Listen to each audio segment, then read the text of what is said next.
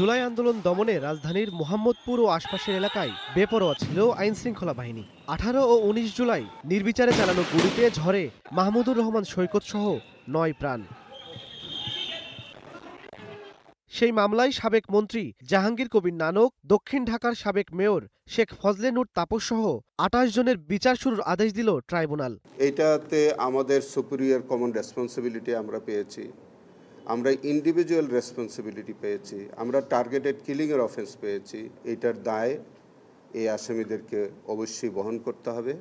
এদিকে জুলাই হত্যা ও 1/11 সময় মানবতাবিরোধী অপরাধের অভিযোগে তদন্ত চলছে সাবেক এমপি মাসুদ উদ্দিন চৌধুরীর বিরুদ্ধে। 21 জুলাই এর প্রতিবেদন দিতে বলেছে ট্রাইব্যুনাল।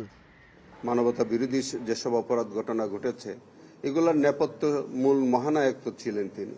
তো সেই কারণে আমরা জিজ্ঞাসাবাদ করেছি, যা তথ্য পেয়েছি আরও হয়তো তথ্য পাওয়া যাবে, এবং যে কথাগুলো তিনি আমাদেরকে বলেছেন সেগুলো আমরা যাচাই বাছাই করছি। যদি প্রয়োজন হয় তাকে আবার সেফ হোমে নিয়ে আমরা জিজ্ঞাসাবাদ করব।